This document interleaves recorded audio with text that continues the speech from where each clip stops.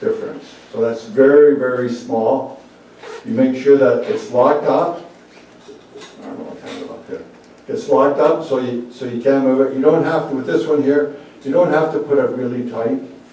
You just snug it up and just a little bit, quarter of a turn, and that locks it in. You don't have to be looks strong and tighten it right up so no one can get it undone. Just till you feel it tight and then a quarter of a turn, and that's good enough. And then you can try it, and it won't move. And then when you're pushing your material through the blade, it's best that you can keep your wood moving. You don't stop, so you can keep it moving. But as you get closer to your blade, then you pick up your push stick and you push it through. And when it gets past, when you get up to the wood, when your blade here, when your wood hits here, it's cut. When this is, you don't have to go right through, it's cut there. Then you don't reach across to try to, you shut the machine off and then pick your wood up after the blade is stopped, and success. Am I going too fast? The idea is to keep your hands, and another thing is you don't try to do it freehand. You never take a piece of wood and try to move it without it being up against either the fence or the miner gauge. You never start to cut at the back and push it forward into the blade from the back of the saw. And then, for the shop here, when you shut the saw off, you unplug it and take your sawdust away from the top and sort of clean up around. And that's it. And then at the end of it, you hold your hands up. You've got 10 fingers, you're laughing. And if you don't? That's it. Follow the doctor. Any questions? How high do you set your saw blade? How high up past the wall? Yeah, just above or what? I just, you know what, for me, I just set it just above, they say 1/8 of an inch above your wood. That's about 3 teeth, Joe. Three teeth? Yeah. Is that for hardwood? Any kind of wood for me. Is that right? And it's higher than that. Well, there's so many different rules on it. Like there's so many. That's why I asked. Yeah, there's so many. Like one will say 1/8 of an inch, someone will say make sure just gotta clear the gullet. And hardwood is harder, so they suggest that you raise it up a little bit more. But the one handout that I just got finished reading, it just said 1/8 of an inch. But the idea is that you don't have it, You don't have it way above. right, like 3 teeth is maybe your maximum and an Yeah. 1/8 is your minimum. Yeah. So you don't have it sitting, like you wouldn't want to cut a 3/4 inch of material with your blade up there like that.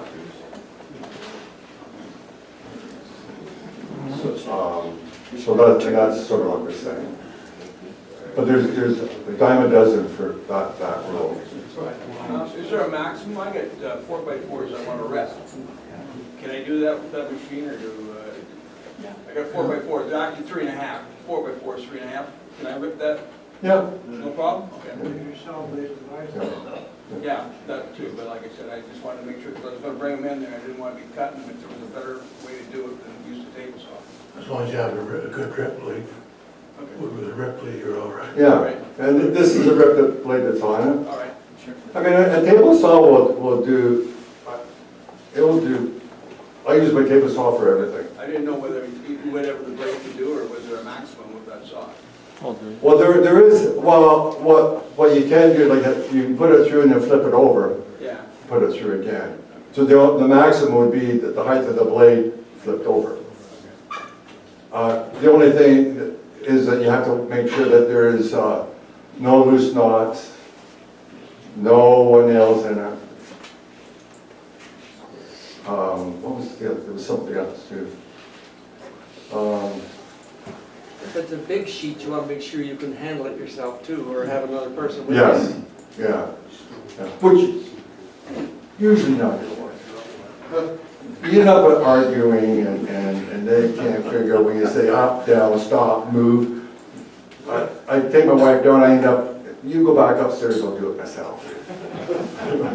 She's smart. You mentioned about flipping it over, when you turn it end to end, if you're not cutting your 4x4 right in the middle, right on, if you just flip it over, it's gonna go, it could go off one side, it would not gonna be level, would it? Should you not true. flip it from end to end? It's You go like this here, and here again. Yeah. Yeah. When I meant flipped it over, you. Okay, yeah, but I didn't know, No, whether you no, meant not flip it like this that, way or no. the other way, No. yeah. Okay, that's right. Another one. Yeah, you mentioned something about a card, and I kind of missed. Business card. And what is that for? When you're setting your fence up, Okay. what I use is, these,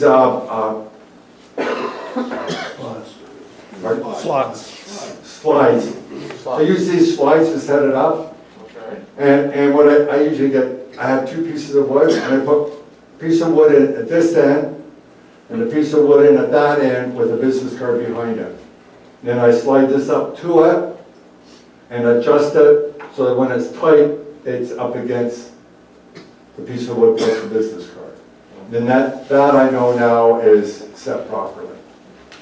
So what's the purpose of that? Just The purpose of that is just to give it a little bit more of a Clearance. breaking point, clearance, Clearance. to allow it to open up more. Okay.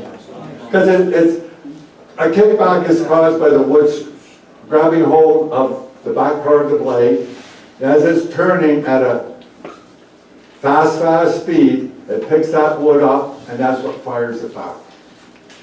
They say that you can, when you're working like that, you should stand off to one side so you're not in the path. But I've seen pictures where when they start going, they'll go anywhere.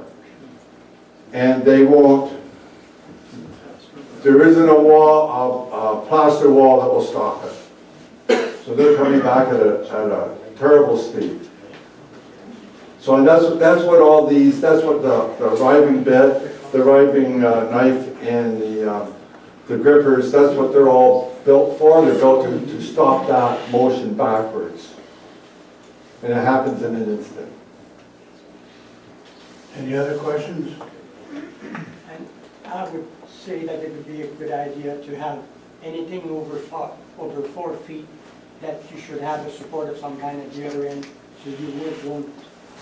Oh, I think even 4 feet would be, I would prefer a supportive. Because I find that when I get cut, just the weight of it, particularly plywood, it starts to lift up, and you're trying to shove it down and shove it through at the same time. You know, you're waiting for something to happen. I wait. Anything else? Just for minor clarification for me, because I'm maybe not as quick to pick up on things as some people. That's You're okay. suggesting the fence should be adjusted slightly off, parallel to the blade by the thickness of... At the far end of the At the saw. far end. Okay. And that isn't going to affect your cutting? Thickness of a blade, the thickness of a credit card out here, it's not going to, you're not, Business card, not a credit pardon? card. You said a business card, not a credit card. Business card. Paper card.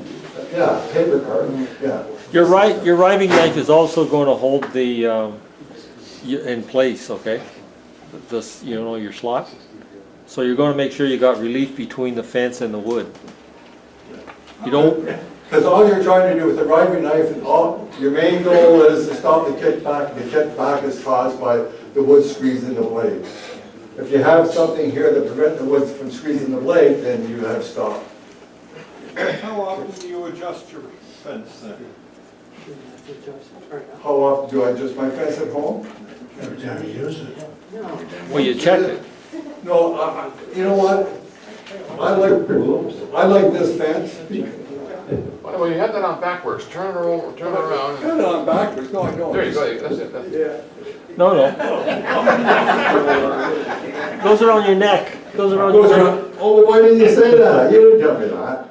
Okay, what was the question?